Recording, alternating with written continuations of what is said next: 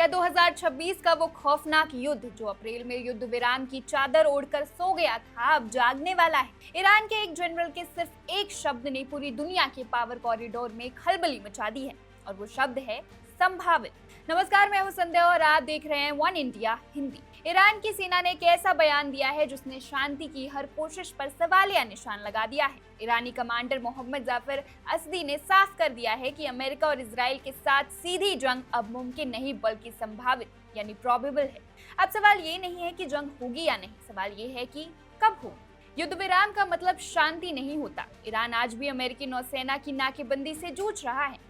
की अर्थव्यवस्था दम तोड़ रही है, अरबों का तेल राजस्व मिट्टी में मिल रहा है और अब असदी का कहना है कि अमेरिका किसी समझौते को मानने के मूड में नहीं है। ये कूटनीति नहीं, सीधे सीधे युद्ध का ऐलान है। दूसरी तरफ वाशिंगटन से राष्ट्रपति ट्रंप ने भी आग में घी डालने का काम किया है। 1 मई को उन्होंने कांग्रेस से कह दिया कि शत्रुता खत्म हो गई है, लेकिन ये सिर्फ एक कानूनी चाल है ताकि अमेरिकी सेना बिना किसी रुकावट के वहां जमी रहे। ट्रंप ने 2 टूक शब्दों में कहा है कि ईरान का नेतृत्व बिखरा हुआ है और अगर बात नहीं बनी तो ईरान को पूरी तरह तबाह करने का विकल्प टेबल पर है। ईरान ने तो कह दिया है कि उसे शांति की उम्मीद नहीं है। क्या वाशिंगटन इस जलते हुए बारूद को ठंडा करेगा या फिर 2026 का ये साल इतिहास के सबसे बड़े संघर्ष का गवाह बनेगा? देखिए इस रिपोर्ट।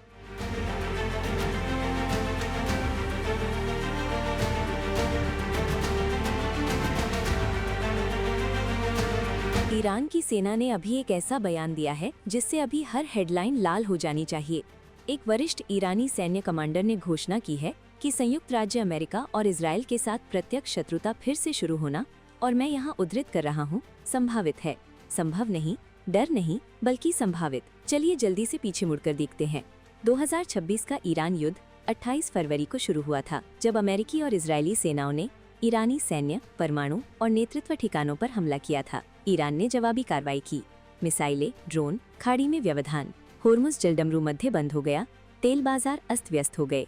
7 अप्रैल के आसपास एक नाजुक युद्ध विराम लागू हुआ। तब से गोलाबारी का कोई बड़ा आदान प्रदान नहीं हुआ है। लेकिन बात यह है, युद्ध विराम शांति नहीं है।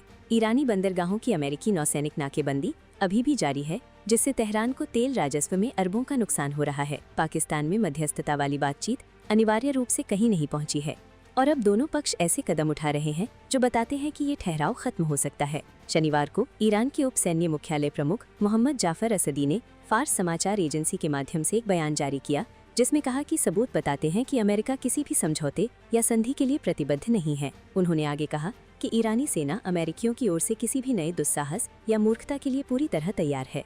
ये कूटनीतिक भाषा नहीं है, ये एक सैन्य अधिकारी सार्वजनिक रूप से अपने प्रतिद्वंदी को बता रहा है कि वे पूरी तरह से तैयार हैं और लड़ाई की उम्मीद कर रहे हैं। और वॉशिंगटन भी चीजों को शांत नहीं कर रहा है।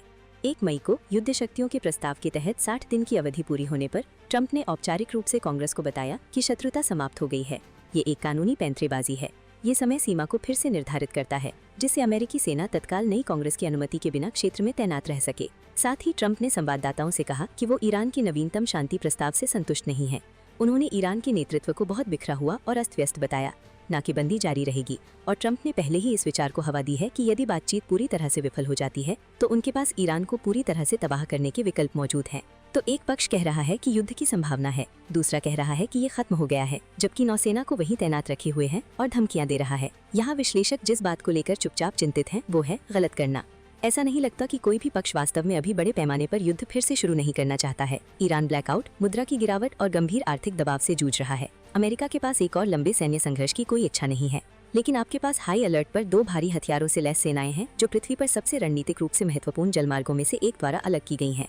रुकी हुई बातचीत, आपसी अविश्वास और दोनों पक्षों की नेताओं के आक्रामक सार्वजनिक बयानों के बीच फिलहाल युद्ध विराम बना हुआ है। लेकिन ईरान की सेना ने दुनिया को बता दिया है कि उन्हें लगता है कि ये ज्यादा समय तक नहीं टिकेगा और वॉशिंगटन से आने वाले संकेत उन्हें गलत साबित करने के लिए बहुत कुछ नहीं कर रहे हैं।